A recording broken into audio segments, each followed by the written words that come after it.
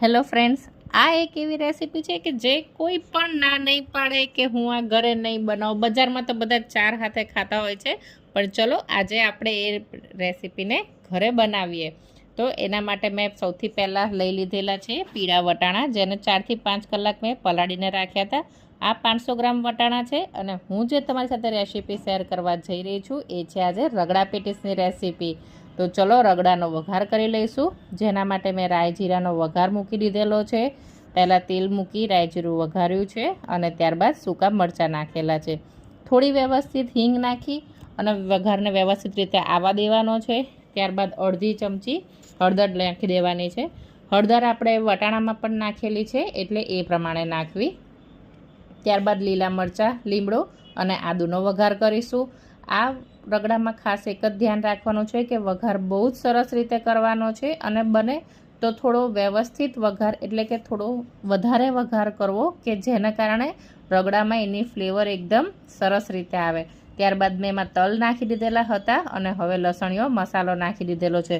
લસણીયો મસાલો તો આપણા સૌરાષ્ટ્રની પહેચાન છે એટલે એ તો મારી લગભગ દરેક રેસીપીમાં હશે જ. ત્યારબાદ મેં પીળા વટાણા એમાં એડ કરી દીધેલા છે. પીળા વટાણા રગડા માટે બહુ જ પરફેક્ટ રહે છે અને 4 થી 5 સીટીમાં વટાણા સરસ રીતે ચડી પણ જાય છે. ત્યારબાદ મેં એમાં એક બાફેલું બટેકું પણ મૂકી દીધું ને બાફી નાખ્યું હતું, જે હું આમાં એડ કરી રહી છું. અને વટાણાને આપણે એટલા બાફવાના છે કે જેથી હલાવવામાં એ ભાંગી પણ ના જાય અને આખા પણ રહે. ત્યારબાદ બધું વ્યવસ્થિત હલાવી અને ઉપરથી મીઠું નાખી દીધેલું હતું. ત્યારબાદ થોડો ગરમ મસાલો નાખી દેવાનો છે. કન્સિસ્ટન્સીને તમારે ચેક કરતા રહેવું. જો તમને ડ્રાય લાગે તો તમે થોડું પાણી નાખી શકો છો. હું આમાં અલગ રીતે બનાવવાની છું એટલે મેં આમાં પાણીનો પ્રયોગ બહુ કરેલો નથી.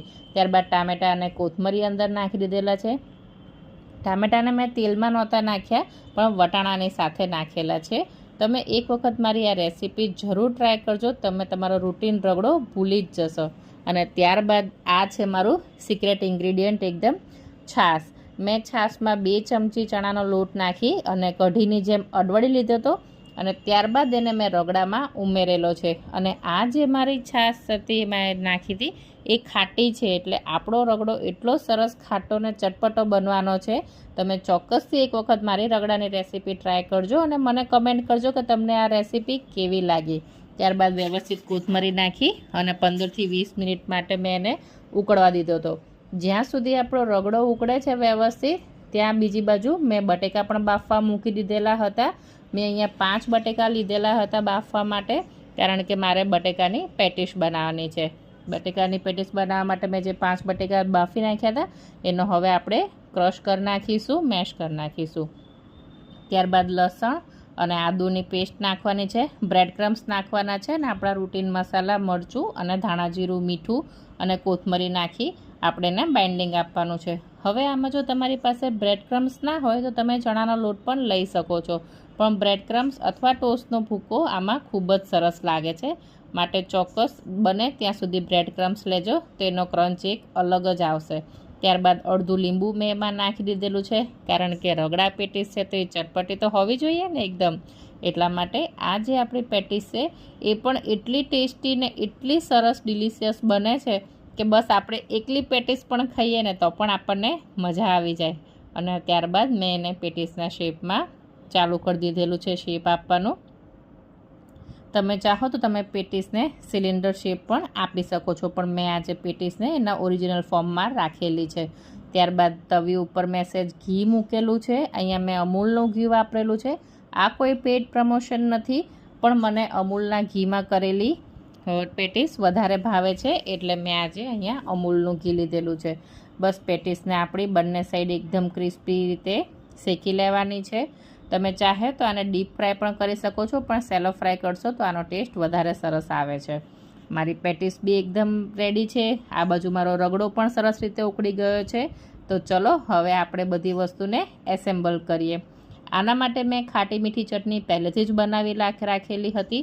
જો તમારે એ ચટણીની રેસીપી જોઈતી હોય તો પ્લીઝ મને કમેન્ટ કરજો. હું મારા નેક્સ્ટ વિડીયોમાં ચટણીની રેસીપી તમારી સાથે શેર કરી દઈશ. એના માટે મેં સૌથી પહેલાં અહીંયા રગડાને નીચે પાથરી લીધેલો છે મારી પ્લેટમાં. ઉપરથી 2 પેટીસ અને આ ખજૂર આંબલીની ચટણી નાખી દીધેલી છે. અને ઉપરથી કોથમરીની ખાટી ચટણી નાખેલી છે।